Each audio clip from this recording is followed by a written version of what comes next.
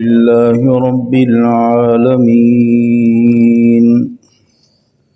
والصلاة والسلام على سيد الأنبياء والمرسلين.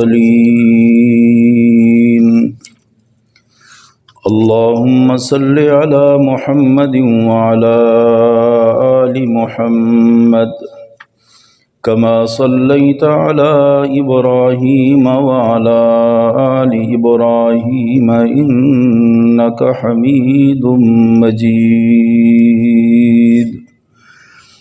اللهم بارك على محمد وعلى آل محمد كما باركت على إبراهيم وعلى آل إبراهيم إنك حميد مجيد.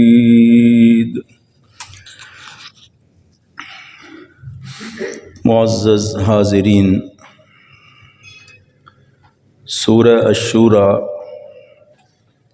آیت نمبر 51، 25واں پارہ. اللہ تعالیٰ نے 25ویں پارے میں بھی سرکار دو عالم صلی اللہ علیہ وسلم کی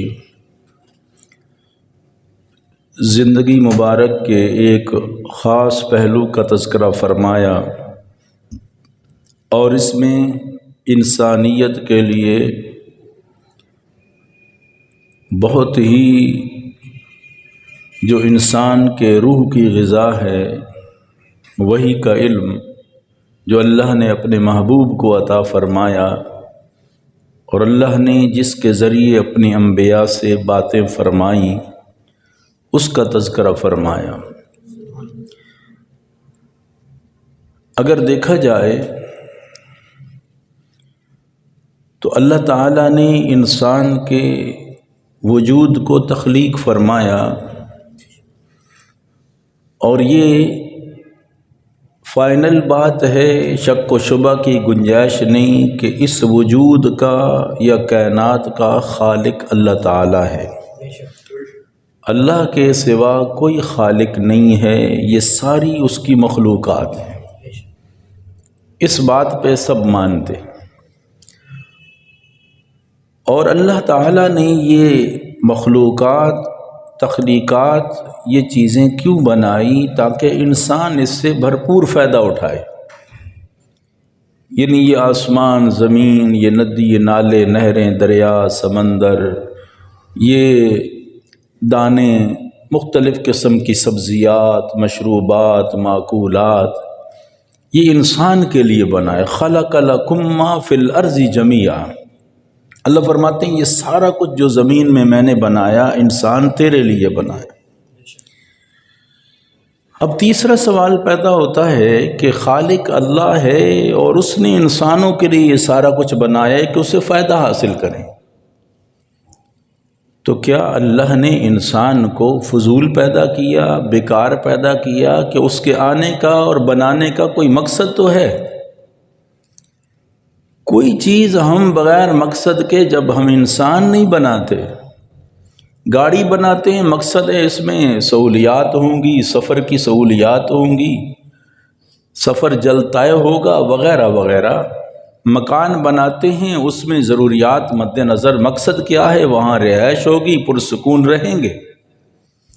جب ہم کوئی کام بھی ایسا نہیں کرتے کہ جس کا کوئی نہ کوئی مقصد ہو، مقصد ہی شامل حال نہ ہو، تو اللہ کی ذات جو کائنات کا خالق اور مالک ہے، اس وجود کو بنایا ہے، اس کو تو ضرورت نہیں تھی. وہ تو صمد ہے، وہ تو احد ہے، وہ تو لم یلد ولم یولد ولم یکن لہ کفوا احد ہے.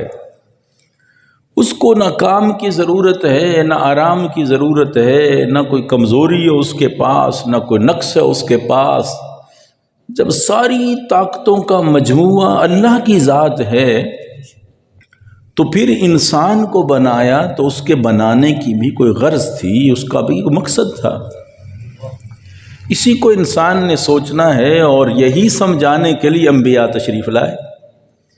اسی مقصد کو بتانے کے لیے کہ اے انسان تجھے فضول بیکار پیدا نہیں کیا گیا، تیرے آنے کا کچھ نہ کچھ مقصد ہے اس زمین پر، تو اس کی طرف انسان کا اشارہ کیا گیا۔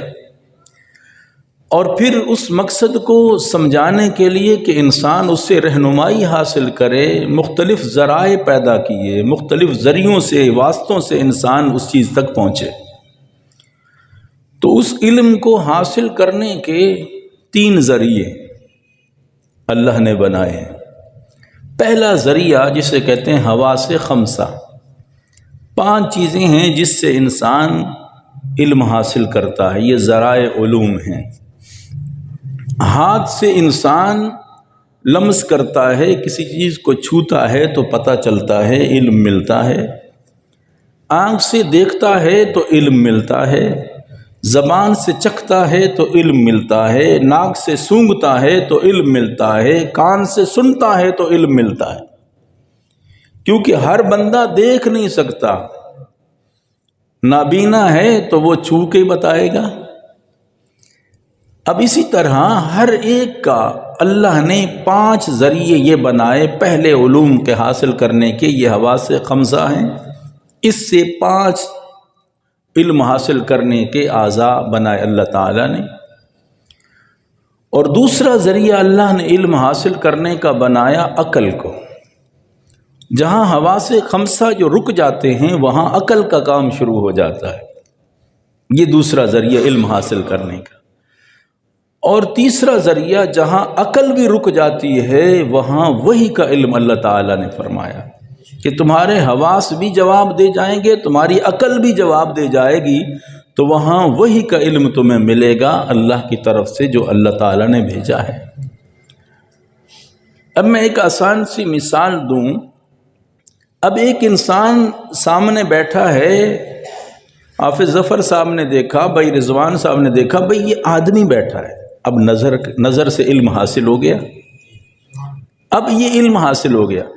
اب یہ پھر سوچیں گے، نظر نے اتنا بتایا کہ انسان ہے، آگے پھر کیا دوسرا مرحلہ آئے گا، یہ کہاں سے آیا، کون سی جنس ہے، یہ عقل سوچے گی، بھئی انسانوں کی جنس ہے، اس کی تخلیق کیسے ہوتی ہے، بچہ ہوتا ہے، بڑا ہوتا ہے، وغیرہ وغیرہ، یہ عقل سارا سوچ کے بتائے گی۔ ایک جگہ آ جائے گی، عقل رک جائے گی کہ اس کے پیدا کرنے بنانے والا رب ہے، تو اس کو بنایا کیوں ہے، اس کا مقصد کیا ہے بنانے کا، ہے تو انسان ہے، بھی جنس انسان سے، عقل نے اتنا تو بتا دیا، ایک تخلیق کا سلسلہ چل رہا ہے، اس سے پتہ چل جاتا ہے۔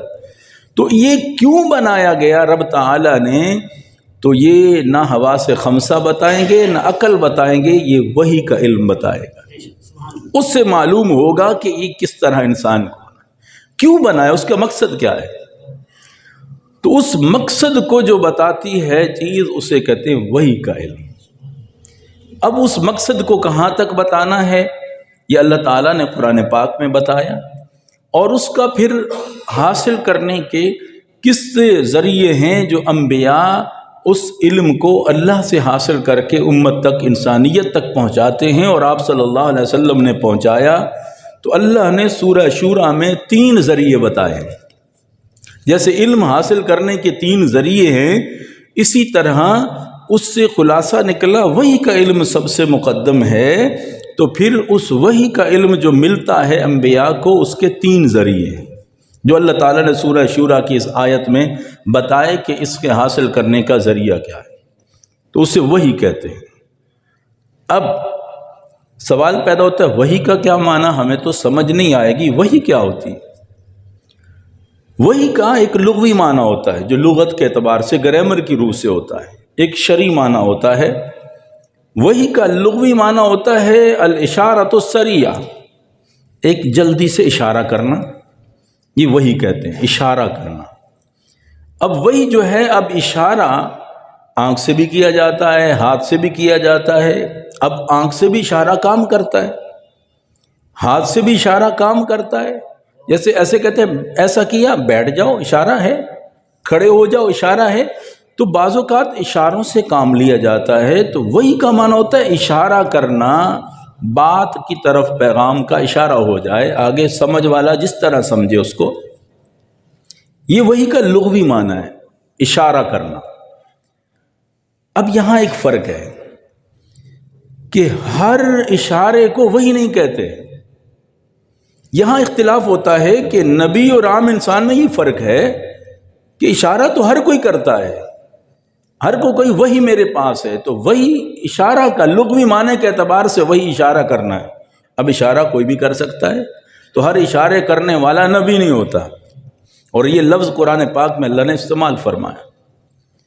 اب دیکھیں اللہ تعالیٰ فرماتے ہیں وَإِنَّ الشَّيَاطِينَ لَيُوحُونَ إِلَىٰ أَوْلِيَائِهِمْ، شیطان اپنے اولیاء کی طرف وحی کرتے ہیں. لَيُوحُونَ، وحی کرتے ہیں. تو یہاں وحی کا معنی اشارہ ہے لغوی معنی کے اعتبار سے.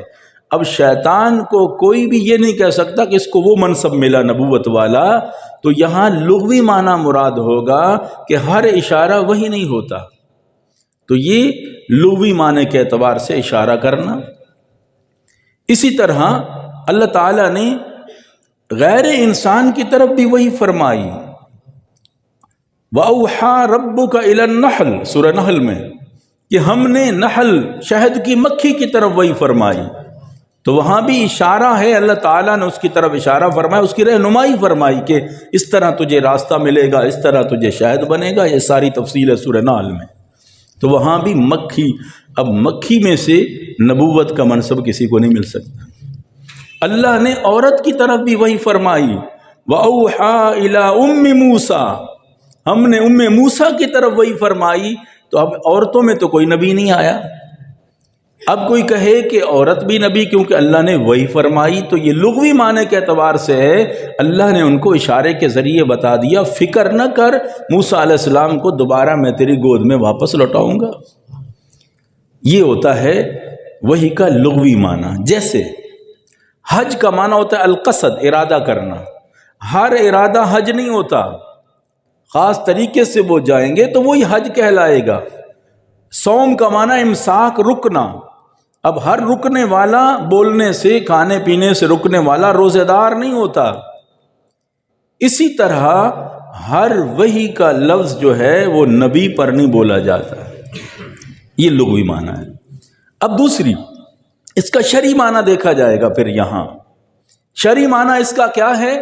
شرعی معنی ہے کلام اللہ، اللہ کا کلام، المنزل، جو اتارا گیا، بھیجا گیا کہ نبی کی طرف من الانبیاء، انبیاء میں سے جو بھی انبیاء گزرے ہیں، جمع ہیں، تو ان میں سے جو اس کی طرف ایک اشارہ کیا گیا، رب نے اس کی طرف پیغام بھیجا، اسے کہتے ہیں کلام اللہ. دراصل بات اللہ کی ہوتی ہے اور قانون اللہ کا ہوتا ہے، اشارہ اللہ کا ہوتا ہے، اللہ حکم کرتا ہے انسانیت کی رہنمائی کے لیے.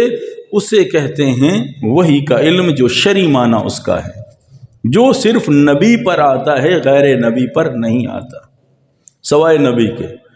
اور یہ سلسلہ وحی کا ہمارے نبی حضرت محمد صلی اللہ علیہ وسلم کی دنیا سے تشریف لے جانے کے بعد ہی یہ سلسلہ ختم ہو گیا. اب کسی پر یعنی وہ شرعی وحی نہیں اتر سکتی. حضرت ابو بکر صدیق رضی اللہ تعالی عنہ رو کے یہی فرما رہے تھے جب آپ کی پیشانی کو بوسہ دیا تھا، تو انہوں نے یہی فرمایا تھا وا صفیہ ہوا صفیہ، وا خلیلہ ہوا خلیلہ، وا نبیہ ہوا نبیہ، قد انقطع لموتک ما لم ينقطع لأحد من الانبیاء قبلک. میرے محبوب، ایک تو آپ کے جانے کا ہمیں دکھ ہے، دوسرا وحی کا وہ سلسلہ آپ کے جانے سے ختم ہو گیا جو وحی کا سلسلہ جاری ہے. ما لم ينقطع من الانبیاء قبلک، پہلے نبی آتے رہے، وحی کا سلسلہ تو چلتا رہا نا، دوسرا نبی آ جاتا تھا، لیکن آپ کے جانے سے اب وحی کا سلسلہ رک گیا. یہ ہمارا بڑا نقصان ہوا. تو یہ پیغام ہو گیا. تو آپ صلی اللہ علیہ وسلم تک یہ سلسلہ جاری رہا. پھر اللہ باتیں کیسے کرے گا؟ اللہ نے ایک دروازہ کھلا رکھا ہے جسے خواب کہتے ہیں، اور وہ حدیث پاک میں آتا ہے لم یبق من النبوۃ الا المبشرات. اللہ نے انبیاء کا سلسلہ تو نبی علیہ السلام پر ختم کر دیا کیونکہ خاتم النبیین آپ بن گئے، تو اللہ نے خوابوں کا سلسلہ جاری رکھا. اب خوابوں کے ذریعے بھی اللہ باتیں کرے گا اپنے بندوں سے. اور اس میں کوئی شک کی بات نہیں۔ اور آپ صلی اللہ علیہ وسلم نے اس لیے فرمایا نبیت کا 40واں حصہ ہے خواب۔ اب کوئی یہ نہیں کہہ سکتا کہ مجھے تو خواب ملتے ہیں اس لیے میں نبی ہوں، کہ اللہ کے نبی نے فرمایا نبوت کا 46واں حصہ ہے، یہ کوئی نہیں کہہ سکتا۔ کیوں؟ اللہ کے نبی صلی اللہ علیہ وسلم نے ان ششمائیوں کی طرف اشارہ فرمایا۔ اب آپ کی نبوت کے جو اعلان کے بعد 23 سال کا عرصہ ہے، اگر 23 کو ڈبل کرو تو کتنے بن گئے؟ 40۔ تو ششمائی کی طرف اشارہ کر کے فرمایا کیونکہ 6 مہینے نبوت کا آغاز آپ صلی اللہ علیہ وسلم کا خوابوں پر رہا، بعد میں نازل ہوئی یا ایھا المدثر قم فانذر وربک فکبر۔ یہ کیونکہ بنتے 6 مہینے تو آپ نے 40 بتا کے اس 40 کو آپ نے فرمایا ششمائی کی طرف اشارہ فرمایا، وہ 6 مہینوں کی طرف وہ اشارہ کر کے فرمایا نبوت کا 46واں حصہ ہے۔ اگر میرے 23 سال کو اس ترتیب سے آپ ششمائیوں میں تبدیل کرو گے تو اس میں آپ کو یہ نظر آ جائے گا کہ 6 مہینے اس 23 سالوں میں خوابوں کے ذریعے اللہ مجھ سے باتیں کرتا تھا۔ تو یہ خواب کی بڑی اہمیت ہے۔ اور ام عائشہ صدیقہ رضی اللہ تعالی عنہ فرماتی ہیں، بخاری شریف کی روایت ہے کہ آپ صلی اللہ علیہ وسلم، ام عائشہ فرماتی ہیں اول ما بدیا، سب سے پہلے جس چیز کے میرے نبی کا وحی کا آغاز کیا گیا من الوحی، وحی سے، فرمایا الرؤیا صالحہ، سچے خوابوں کے ذریعے اللہ نے اپنے نبی سے باتوں کا آغاز کیا، سچے خوابوں کے ذریعے سے۔ آپ کو 6 مہینے تک یہ خوابوں کا سلسلہ جاری رہا، سچے خواب آتے رہے۔ تو یہ بخاری شریف کی روایت ہے، حضرت عائشہ رضی اللہ تعالی عنہا اس کی راویہ ہیں۔ تو سچے خوابوں کے ذریعے یہ سلسلہ جاری رہا۔ تو اب بھی نبوت کا سلسلہ تو بند ہو گیا، لیکن خوابوں کا سلسلہ قیامت تک جاری رہے گا۔ اس لیے آپ صلی اللہ علیہ وسلم نے فرمایا کہ خواب اس کو بتاؤ جو تمہارا خیر خواہ ہے، خواب اسے بتاؤ جو تعبیر کا علم بھی جانتا ہو، ہر ایک کو اپنا خواب نہ بتاؤ۔ جیسے حضرت یعقوب علیہ السلام نے حضرت یوسف علیہ السلام سے فرمایا تھا لا تقصص رؤیاک علی اخوتک فیکیدوا لک کیدا، اس خواب اتنا اعلیٰ خواب ہے، حسد پہلے ان کو بڑا ہوا ہے، یہ خواب سن کے اور حسد میں آ جائیں گے، آپ کو نقصان پہنچائیں گے۔ بعض چیزیں بندے اس لیے کہتے ہیں نا، ہر چیز کو انسان اس بندے کے سامنے اپنی نعمتوں کو ظاہر کرے جو قدر بھی کرتا ہو، ہر ایک کے سامنے اپنے آپ کو کھول کے نہ بتا دو یہ ہے وہ ہے، ورنہ کہیں تمہارا نقصان ہو جائے گا۔ حضرت یعقوب علیہ السلام دیکھو نا اپنے بیٹے سے پہلے ہی کہہ رہے ہیں، تو اس لیے فرمایا الرؤیا الصالحہ، سچے خوابوں کے ذریعے۔ تو اللہ تعالیٰ نے سورہ شورى آیت نمبر 51 میں اللہ نے 3 ذریعے بتایا۔ جیسے میں نے بتایا، خلاصہ یہ نکلا کہ اللہ تعالیٰ نے یہ انسان کو پیدا فرمایا، خالق ہے انسان کا، پھر اس کے لیے کائنات کو بنایا تاکہ اس سے بھرپور فائدہ اٹھائے، پھر بنانے کا مقصد بتایا کہ یہ بنا کیوں ہے انسان، بنانے والا تو اللہ ہے، کسی کا اختلاف نہیں، یہ چیزیں انسانوں کے لیے بنائی، اس میں بھی اختلاف کوئی نہیں۔ اگلی چیز ہے کہ انسان کو کیوں بنایا، اس پر بات ہوئی تو فرمایا اس کا علم حاصل کرنا ہے تو 3 ذریعے ہیں، حواس 5 ہے، عقل ہے اور وحی کا علم ہے، اور وحی حاصل کرنے کے 3 ذریعے جو اللہ تعالیٰ نے اس آیت میں بتائے سورہ شورى میں، اور بڑا خوبصورت انداز ہے اللہ تعالیٰ کا۔ اللہ تعالیٰ کیا فرماتے ہیں؟ فرمایا وَمَا كَانَ لِبَشَرٍ أَن يُكَلِّمَهُ اللَّهُ إِلَّا وَحْيًا وَمَا كَانَ لِبَشَرٍ أَن يُكَلِّمَهُ اللَّهُ، کسی بشر سے اللہ بات نہیں کرتا، کسی بشر سے، کسی انسان سے 3 ذریعے سے اللہ بات کرتا ہے، 3 ذرائع اسے بات کرنے کے۔ کون سے ذریعے؟ الا وحیا، یا اللہ وحی کرتا ہے، وحی بمعنی الہام ہے، یہاں الہام فی القلب، اللہ دل پر القاء کرتا ہے بات، دل پر بات اللہ ڈالتا ہے نبی کے۔ تو الا وحیا، اللہ وحی کے ذریعے بات کرتا ہے اپنے بندے سے، اور ہر بندے سے نہیں، جو خاص اس کا بندہ ہے۔ اللہ فرماتے وما کان لبشر، یہاں اللہ تعالیٰ نے یہ بات بھی بتا دی کہ نبوت کا اتنا عظیم منصب ہے، اللہ نے یہ انسانوں میں رکھا ہے، یہ فرشتوں میں نوریوں میں یہ نبوت کا منصب نہیں رکھا۔ اللہ نے یہ منصب جو سب سے اشرف مخلوقات میں سے انسان ہے اس کے اندر اللہ نے یہ منصب نبوت والا رکھا، اور اس لیے فرمایا ان یکلمہ اللہ، اللہ بات تو کرتا ہے، اللہ کے بات کرنے کے تین ذریعے ہیں۔ اللہ نبیوں سے جو بات کرتا ہے، پہلا ذریعہ اللہ وحیًا، اللہ دل پہ بات ڈال دیتا ہے، نبی کے دل پہ بات آ جاتی ہے، وہ بھی وحی کا علم ہوتا ہے، حالانکہ اللہ نے کلام تو نہیں کیا نبی سے، اللہ نے کلام نہیں کیا۔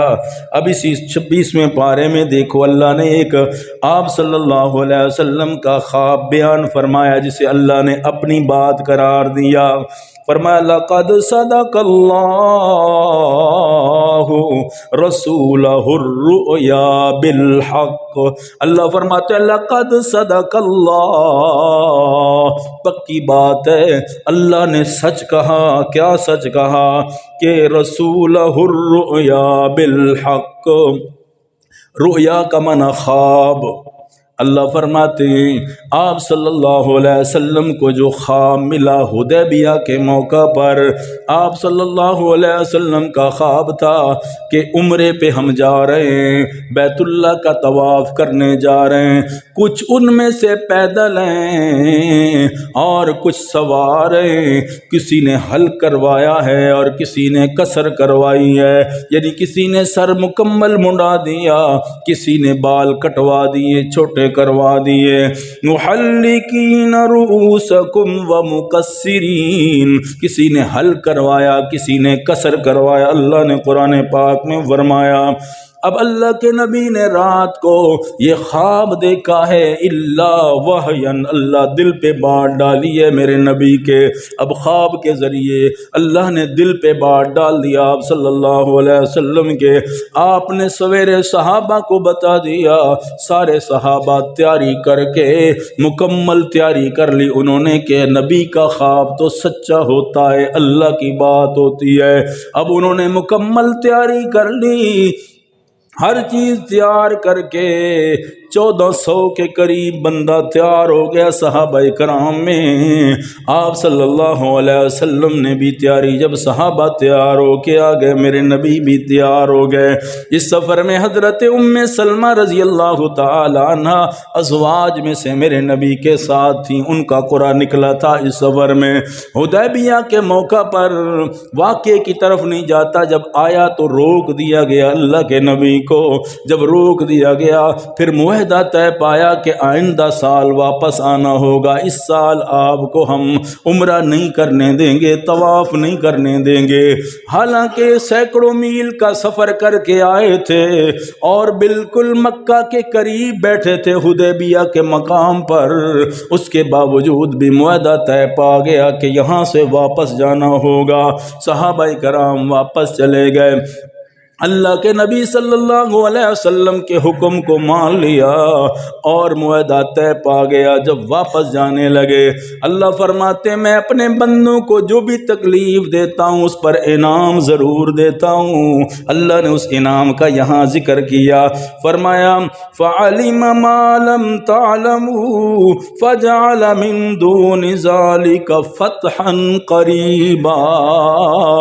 یہ 6 ہجری کی بات تھی حدیبیہ میں۔ اللہ فرماتے ہیں میرے محبوب چلو آپ کو پریشانی بڑی ہوئی، صحابہ کرام کو دکھ بڑا ہوا کہ بیت اللہ کے قریب بیٹھے ہیں، اس کے باوجود بھی ہمیں بیت اللہ کی زیارت نہیں کرنے دی ظالموں نے، واپس جانا پڑا ہمیں۔ یہ کوئی آسان کام نہیں تھا کہ وہاں جا کے بھی بیت اللہ کی زیارت سے محروم کر دیا جائے، کوئی آسان کام نہیں تھا۔ جو تڑپتے تھے 6 سال سال گزر گئے تھے مکہ کی ہجرت کو، 6 سال گزر گئے تھے۔ 6 سال میں صحابہ اکرام فرماتے ہیں ایک دن بھی ایسا نہیں آیا کہ ہمیں بیت اللہ کی یاد نہ آئی ہو، مکہ کی یاد نہ آئی ہو، ہر وقت ہی بیت اللہ کو یاد کرتے رہتے ہیں۔ اب حدیبیہ پہ آئے بیٹھے ہیں اور وہ کہتے ہیں یہاں سے واپس جاؤ، آئندہ سال آنا پڑے گا۔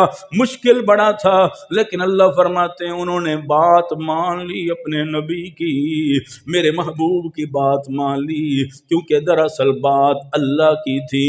معاہدہ طے پا گیا۔ فرمایا فَجَعَلَ مِن دُونِ ذَلِكَ فَتْحًا قَرِيبًا۔ اللہ فرماتے ہیں پھر اللہ تعالیٰ نے ان کو بڑی خوبصورت خیبر کی فتح کی صورت میں عطا فرما دیا۔ اور منافق کہنے لگے، حدیبیہ پر منافق ساتھ نہیں آئے تھے، حدیبیہ کے موقع پر منافق ساتھ نہیں آئے تھے، کہ لمبا سفر ہے، صرف طواف ہی کرنا ہے نا، عمرہ ہی کرنا ہے، ہم آنے کے لیے تیار نہیں، کیونکہ منافق اپنا ہی فائدہ سوچتا ہے، ہم تیار نہیں ہیں۔ لیکن جب خیبر کی بات آئی، پتہ تھا وہاں غنیمت بڑا ملے گا، مال بڑا ملے گا، تو انہوں نے کہا ٹھیک ہے ہم آنے کے لیے تیار ہیں۔ اللہ نے اپنے نبی کو منع فرما دیا۔ فرمایا کیا منع فرمایا؟ اللہ نے فرمایا میرے محبوب ان کو ساتھ لے کے جانا نہیں، جو صرف حدیبیہ میں شریک ہوئے وہی جا سکتے ہیں، اوروں کو اجازت نہیں ہے جانے کی۔ اللہ نے منع فرما دیا، اور جب ان کو منع فرما دیا تو وہ بڑی پریشانی کے عالم میں آ گئے۔ اللہ فرماتے ہیں کیوں نہ آئیں؟ کیونکہ اللہ کا کلام آ چکا تھا اس سے پہلے، من قبل اللہ کا کلام آ چکا تھا اس سے پہلے، انہوں نے بات مانی نہیں، اس لیے ان کو محروم کر دیا گیا اس سے، منافقوں کو۔ تو یہاں سوال پیدا ہوتا ہے، قرآن پاک کا مطالعہ کر لیں، اللہ نے یہاں اس بارے میں کوئی بات نہیں کی۔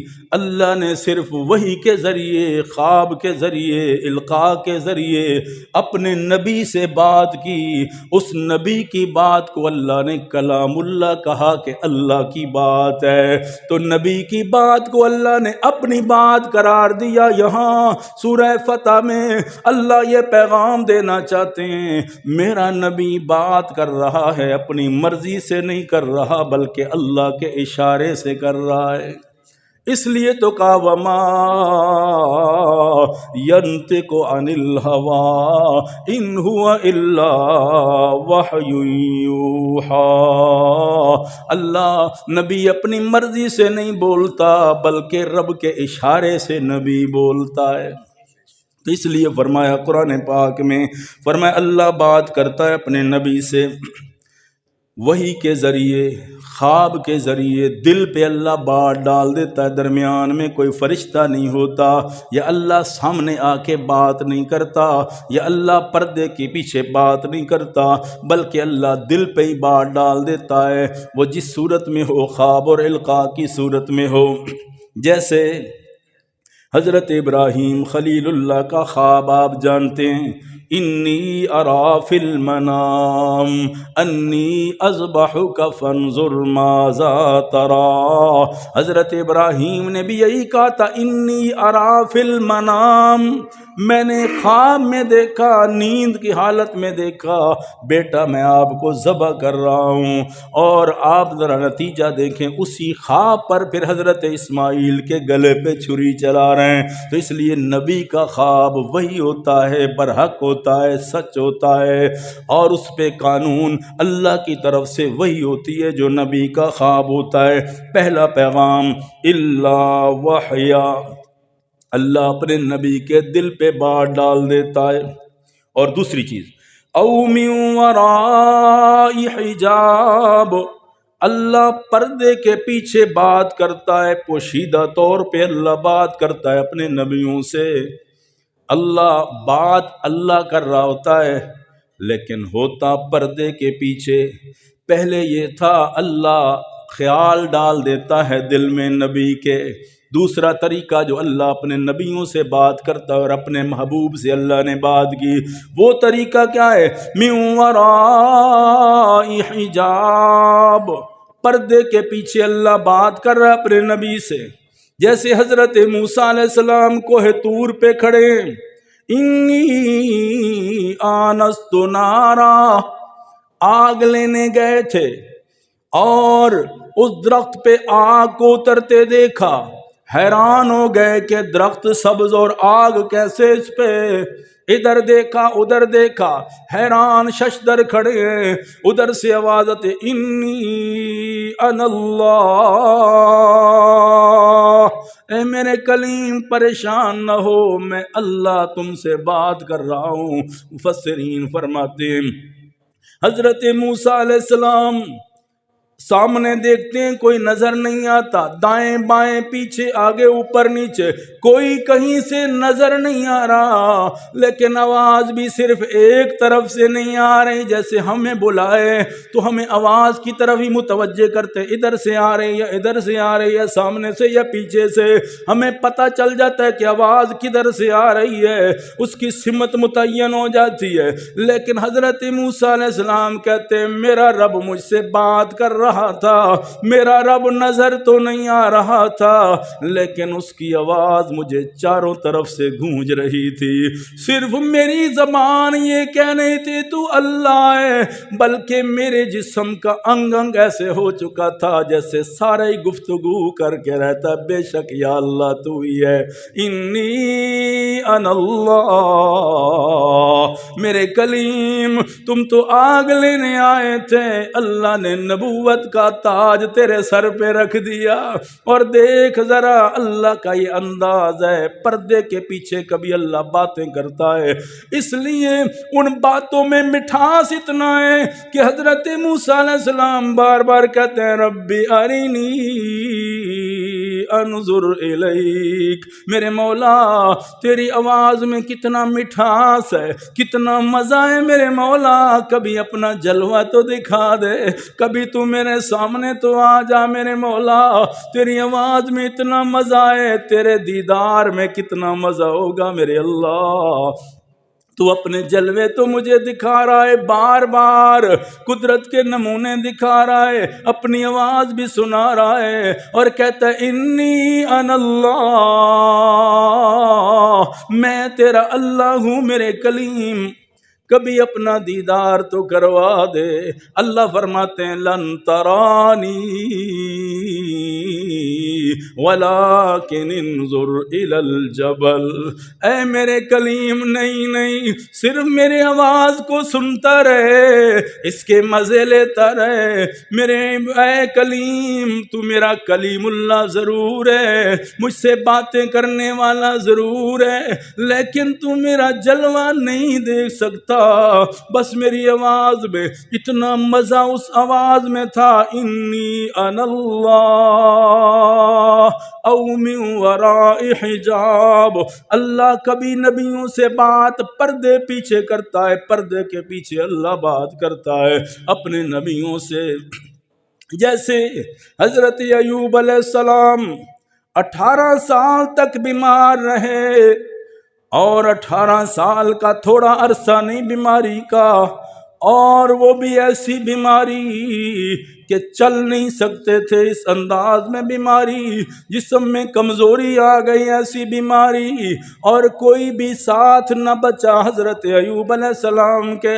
18 سال بیمار رہنے والا ایوب اللہ کا نبی، اللہ جب شفا دیتا ہے میرے ایوب کو، بندے کہتے ہیں ایوب بتا بیماری کے دن کیسے گزرے، فرمایا وہ مزہ صحت میں نہیں جو بیماری میں ہے، اس لیے کہتے ہیں جفا جو عشق میں ہوتی ہے وہ جفا ہی نہیں، محبت میں اگر ستم نہ ہو تو محبت کا کچھ مزہ ہی نہیں۔ اللہ کی محبت میں حضرت ایوب علیہ السلام تھے نا، کہنے لگے وہ مزہ نہیں آ رہا، ان کا کیا مطلب بیماری میں بھی مزے لے رہے تھے، فرمایا ہاں دن میں ایک مرتبہ میرا رب مجھ سے کہتا میرا ایوب بندہ تیرا کیا حال ہے، بس ایک دفعہ وہ مجھ سے پوچھتا تھا میرا ایوب بندہ تیرا کیا حال ہے، اس میں اتنا مٹھاس ہوتا، اس مزے میں سارا دن میرا گزر رہا تھا، اور انتظار میں رہتا کہ کل پھر میرا رب مجھ سے کہے گا میرا ایوب بندہ تیرا کیا حال ہے۔ اگر مریض کو پوچھنے چلا جائے، کوئی معتبر بندہ ہو تو وہ کہتے آدھا میں صحت مند ہو گیا یار، آپ آ گئے میرے پاس، تسلی ہو جاتی ہے۔ اس لیے حکم ہے مریض کے پاس جاؤ تو اسے تسلی دو، اسے تسلی دو، اسے مزید پریشان نہ کرو کہ تم تو ختم ہو گئے، بلکہ تسلی دو۔ اللہ کے نبی نے فرمایا تو بندہ مطمئن ہو جاتا ہے۔ عام بندہ پوچھے تو یہ حال ہے عام مریض کا، اور جس سے رب کہہ رہا ہوں میرا ایوب بندہ تیرا کیا حال ہے، اس میں مزہ کتنا ہوگا، اس میں مٹھاس کتنا ہوگا۔ اس لیے فرمایا او من وراء حجاب۔ تیسرا ذریعہ، اللہ جو بات کرتا ہے نبیوں سے پوشیدہ طور پہ پردے کے پیچھے۔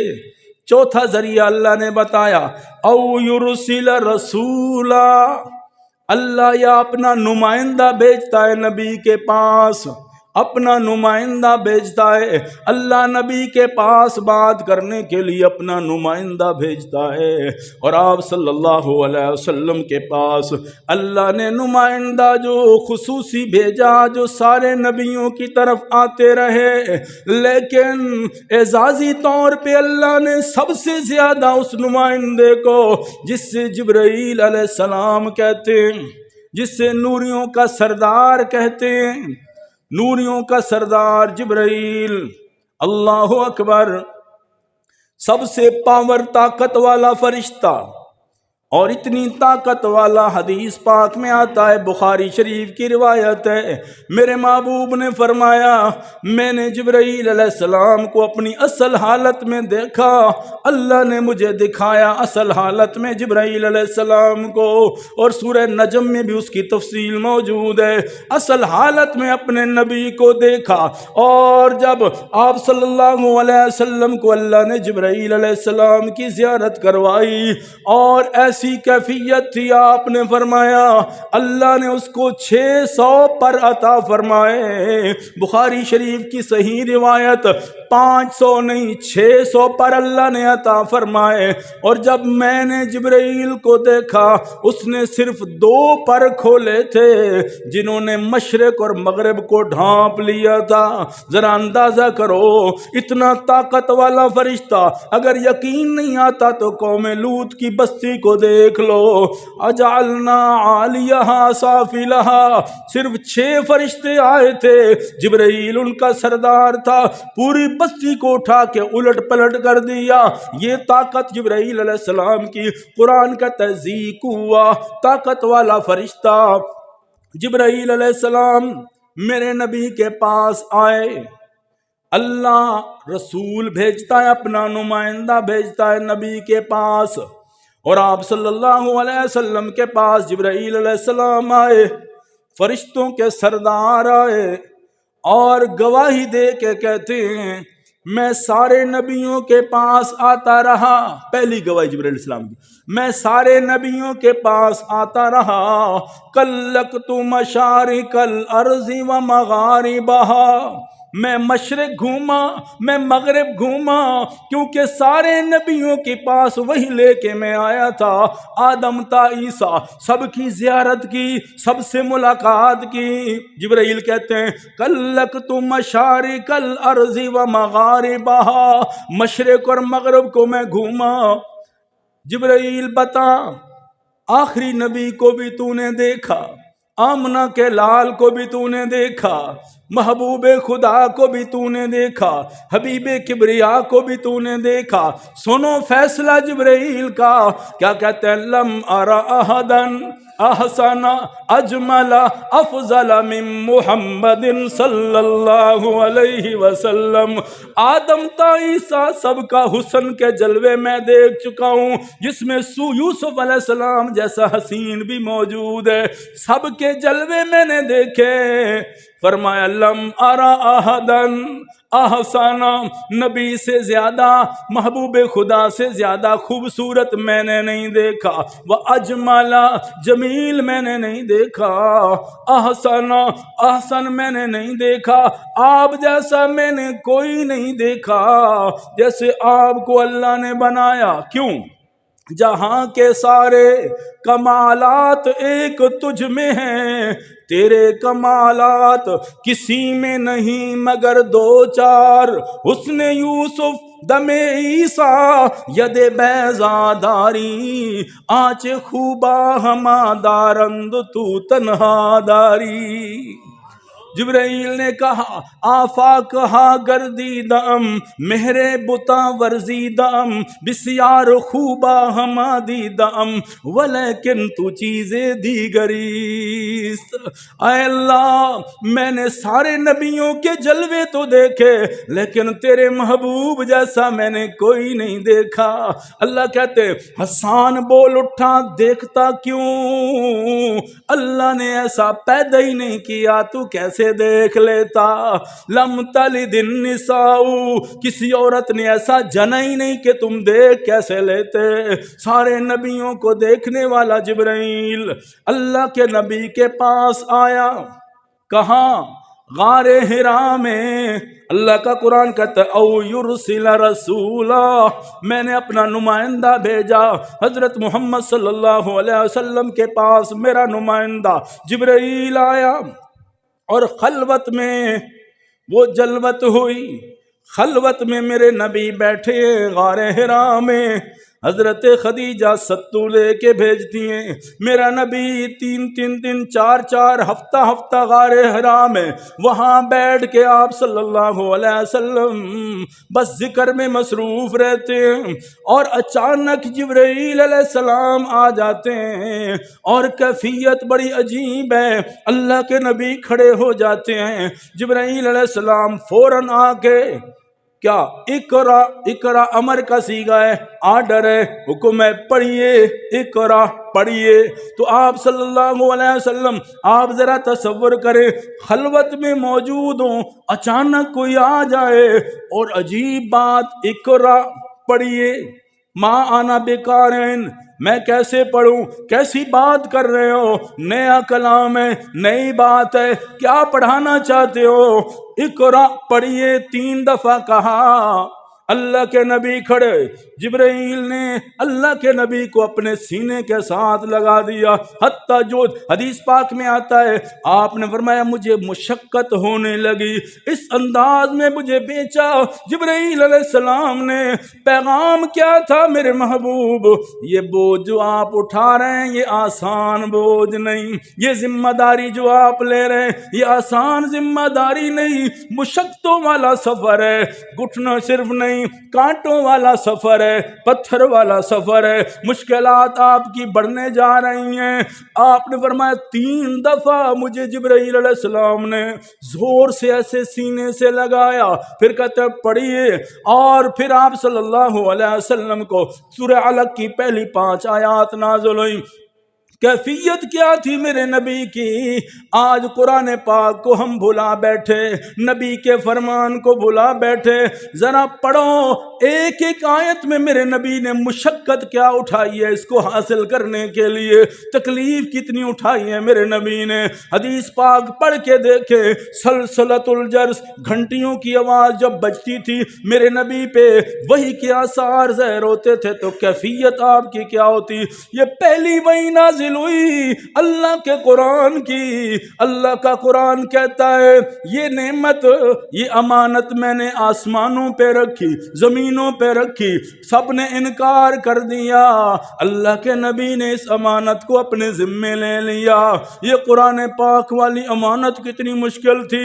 حدیث پاک میں آتے اللہ کے نبی کو بخار ہو گیا، کپ کپی طاری ہو گئی، آپ تیزی کے ساتھ حضرت خدیجہ کے پاس آئے۔ بخاری شریف کی تفصیلی حدیث پڑھ کے دیکھو، اللہ کے نبی کے الفاظ آپ کو نظر آ جائیں گے. آپ کہتے ہیں زملونی زملونی لقد خشیت علی نفسی، مجھے ڈر ہے کہ جان نہ چلی جائے. کب کبھی کی کیفیت ہے، خدیجہ مجھے چادر اڑاؤ چادر اڑاؤ چادر اڑاؤ، یہ کیفیت ہو گئی میرے نبی کی. اور کشی اس طرح کی کیفیت میں کمال خاتون تھی خدیجۃ الکبریٰ رضی اللہ تعالیٰ عنہ، کمال خاتون تھی حضرت خدیجۃ الکبریٰ رضی اللہ تعالیٰ عنہ.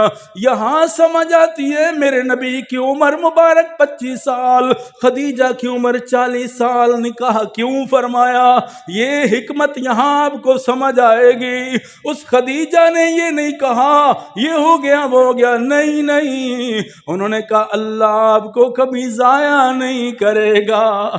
آپ غریبوں کی مدد کرتے ہیں، آپ کمزوروں کا بوجھ اٹھاتے ہیں، آپ یتیموں کے گھروں کی کفالت کرتے ہیں. آپ تو اپنے لیے جیتے ہی نہیں، دوسروں کے لیے جیتے. اللہ کبھی آپ کو ضائع نہیں کرے گا. میرے محبوب پریشان نہ ہو. ورقہ بن نوفل کے پاس لے گئی، انہوں نے جب بتایا تو پھر اللہ کے نبی کو تسلی آئی.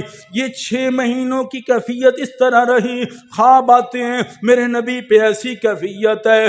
پھر جب جبرائیل علیہ السلام کو دیکھا، یا ایھا المدثر قم فانذر وربک فکبر، پھر مشکل وقت گھڑی آئی میرے نبی پر. وہاں حدیث کے الفاظ ہیں دثرونی دثرونی، یہاں زملونی زملو کے الفاظ ہیں. وہاں بھی میرے نبی کی یہ کیفیت ہے. جب یہ وحی آتی میرے نبی پر، حدیث پاک اٹھا کے دیکھیں آپ صلی اللہ علیہ وسلم پہ ایسی کیفیت ہوتی.